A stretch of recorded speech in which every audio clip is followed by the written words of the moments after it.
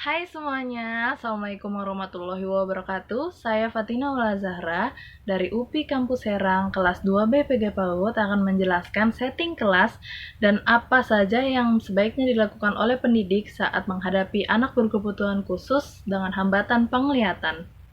Tunanetra adalah istilah umum yang digunakan untuk kondisi anak yang mengalami gangguan atau hambatan dalam indera penglihatannya. Sedangkan jenis tunanetra dibagi menjadi tiga, yaitu buta total atau total blind, yaitu tidak memiliki penglihatan sama sekali, tetapi mungkin saja memiliki persepsi cahaya, yaitu membedakan ada atau tidaknya cahaya. Kedua, masih mempunyai sisa penglihatan atau low vision, yaitu memiliki keterbatasan melihat pada jarak jauh tetapi mampu melihat objek pada jarak tertentu.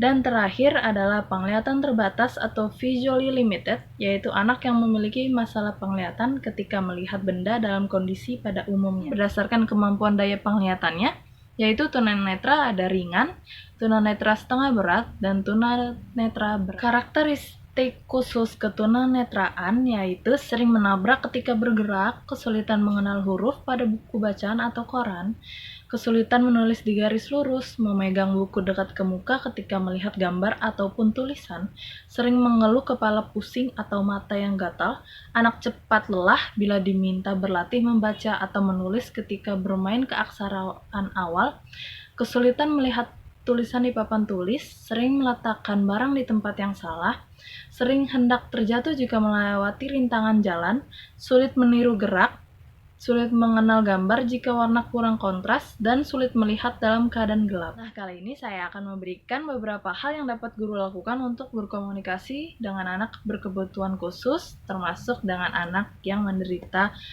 gangguan penglihatan.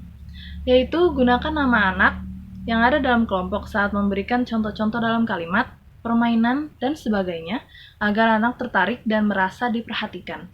Gunakan informasi dan volume suara dengan tepat sesuai kebutuhan, terutama saat membaca cerita. Volume suara rendah harus selalu digunakan saat menyampaikan sesuatu hanya pada satu anak. Dan tinggikan sedikit volume suara saat menyampaikan hal-hal pada sekelompok anak. 3. Pujilah dengan tulus setiap keberhasilan anak. Lakukan di depan anak lain, hargai setiap keberhasilan anak di mana keberhasilan itu dilihat dari sudut pandang anak, bukan dari sudut pandang orang dewasa. Dukungan positif ini harus selalu diberikan sesuai kebutuhan anak ya. 4. Jangan pernah melabel anak secara negatif dan menegur kesalahan atau kekeliruannya di depan anak lain. Jangan diskusikan tentang anak pada orang lain di depan anak tersebut. Dan terakhir yaitu bangun hubungan kerjasama dengan orang tua dan pihak lain demi peningkatan perkembangan anak. Informasikan segala hal perkembangan terkait anak pada orang tua. Ini saya akan memberitahu program kebutuhan khusus untuk anak usia dini dengan gangguan penglihatan. Yaitu pertama, gunakan objek nyata dan konkret untuk menjelaskan konsep. Kedua, ketika hendak meminta perhatian anak, panggil namanya. Dan dalam proses penjelasan sesuatu, gunakan komunikasi verbal. Selanjutnya, menyapa sambil membuat kontak dengan menyentuhkan punggung tangan kita pada lengan atau bahu anak. Sediakan materi sesuai dengan tingkat penglihatan anak, seperti materi braille, pembesaran huruf, atau materi audio. Gunakan arah jarum jam untuk menunjukkan letak. Hindari kata tunjuk seperti ini atau itu, kata ganti tempat di sana dan di sini, kata ganti orang seperti dia atau kamu. Beritahukan bila ada perubahan letak atau bila kita hendak meninggalkan anak sendiri. Terakhir, bercerita saat berpergian dengan anak. Sekarang saya akan memberitahu strategi dan langkah pelaksanaan kegiatan di kelas. Yaitu pertama, dudukkan anak usia dini dengan kebutuhan khusus pada bangku paling depan atau dekat dengan sumber kegiatan. Buat media yang bersifat timbul atau asli atau mendekati aslinya. Selanjutnya, dekatkan objek sedekat mungkin dengan mata anak usia dini dengan kebutuhan khusus.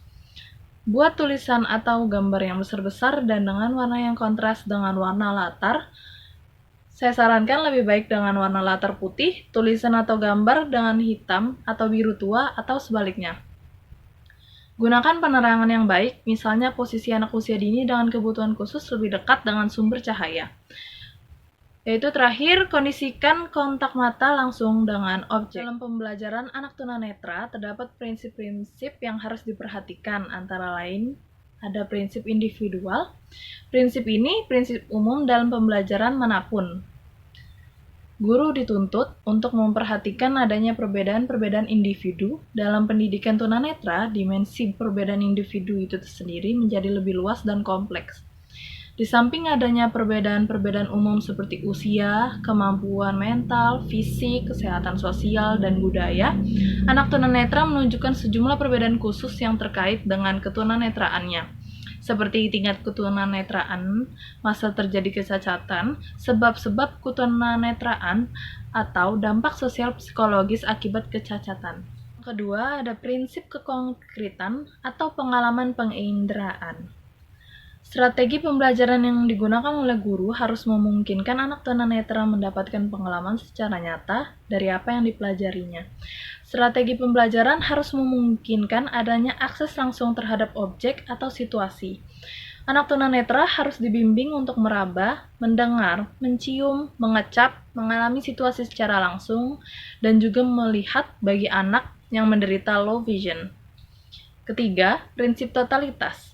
Strategi pembelajaran yang dilakukan guru haruslah memungkinkan siswa untuk memperoleh pengalaman objek maupun situasi secara utuh. Dapat terjadi apabila guru mendorong siswa untuk melibatkan semua pengalaman penginderaannya secara terpadu dalam memahami sebuah konsep. Menurut bahasa Bauer 1986, gagasan ini disebut sebagai multisensory approach, yaitu penggunaan semua alat indera yang masih berfungsi secara menyeluruh mengenai suatu objek, seperti meraba bentuk, permukaan, atau kehangatan, atau mendengar suara hewan dan musik dalam pembelajaran mereka sehari-hari. Terakhir yaitu ada prinsip aktivitas mandiri atau self-activity. Strategi pembelajaran haruslah memungkinkan atau mendorong anak tunanetra belajar secara aktif dan mandiri. Anak belajar mencari dan menemukan, sementara guru adalah fasilitator yang membantu memudahkan siswa untuk belajar dan motivator yang membangkitkan keinginannya untuk belajar. Pembelajaran ini memungkinkan anak untuk bekerja dan mengalami bukan hanya untuk meraba dan mendengar.